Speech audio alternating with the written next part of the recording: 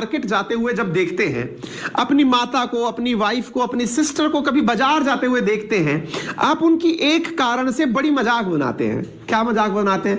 यार ये बार्गेनिंग बहुत करती हैं और आप अपने आप को बहुत बड़ा समझते हैं। क्यों? बोले मैं बार्गेनिंग नहीं करता क्योंकि मैं तो पैसे कमाता हूं, लेकिन मेरी घर में मम्मी, मेरी बहन, मेरी वाइफ, मेरे घर में जितनी भी महिलाएं हैं, बुआ, ये सब बार्गेनिंग बहुत करते हैं। भैया इतने का दे दो।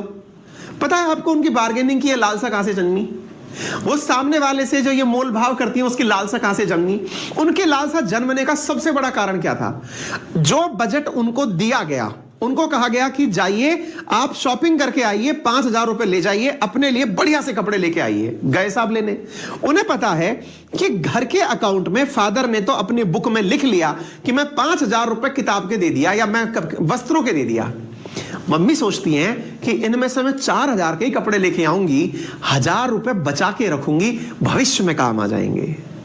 सोचिए आप, हम सेविंग करने के बारे में तब विचार करते हैं जब हमारे सारे काम पूरे हो जाते हैं, और घर की गृहिणियां वो बार्गेनिंग इसलिए करती हैं क्योंकि जो बच गया वो मेरे भविष्य में काम आएगा, ताकि इसका कोई मुझसे हिसाब नहीं मांगेगा।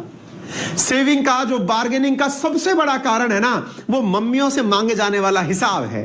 और आपको पता है उसी हिसाब ने उन्हें कितना काबिल बना दिया। आज जब आप पापा को मंथ एंड होते हुए देखते हैं, महीने का जब अंत हो रहा होता है, पापा की सबसे बड़ी चिंता होती है बिजली का बिल जाएगा, फोन का बिल जाएगा, बच्चों की स्कूल फीस जाएगी, सेशन चेंज होने वाला है, नए कपड़े आएंगे, सर्दियां आ गई, नए कपड़े दिलाने पड़ेंगे, किसी की शादी का कार्ड आते ही चिंता हो जाती है कि बच्चों को नए कपड़े सिलाने पड़ेंगे। ये चिंता उनके दिमाग में चल रही होती है।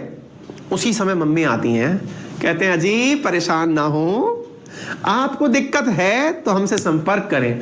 पापा मम्मी से कहते हैं आहा तुम बड़ा कमाती हो। अजी चिंता ना करें, हमने भी अपनी आदत में अपने बचे हुए पैसों को बचाने की नेचर डाली है, और जब हमने अपने बचे हुए पैसों को बचाने की नेचर डाली है ना, तो वो पैसा बोलेगा।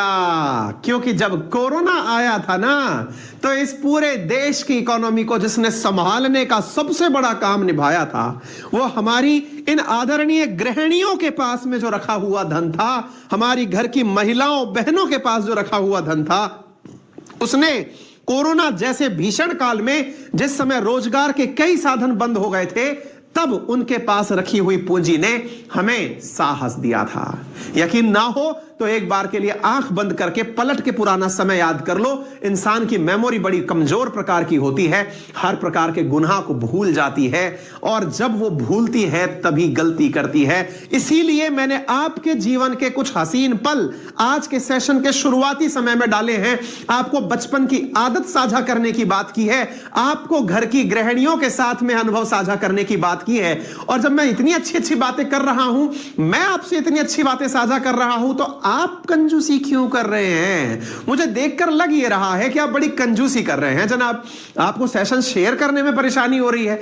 मेरे इतने सारे मित्र इस समय उपस्थित हैं, लाइव प्रेजेंट हैं, अगर ये भी एक एक बार 10-10 लोगों को साझा करने लग दिए तो साहब ये बात तो एकदम वायरल हो जानी चाहिए। जल्दी से आप अपनी जिम्मेदारी निभाइए। जो काम मैंने आपसे साझा करने का किया, आप भी साझा कर दीजिए। मैं तब तक आपको गोल्डन रूल तक लेकर चल रहा हूं, और गोल्डन रूल नंबर 3 आपके लिए निकल कर आता है इस तस्वीर को देख करके कि सेविंग कौन करे ये मैटर नहीं करता। कारण यह है कि जिन नारायण मूर्ति और सुधा मूर्ति को आप तस्वीर में देख रहे हैं, ये सुधा मूर्ति वही हैं जिन्हें आप ऋषि सुनक की सासू मां के नाम से जानते हैं।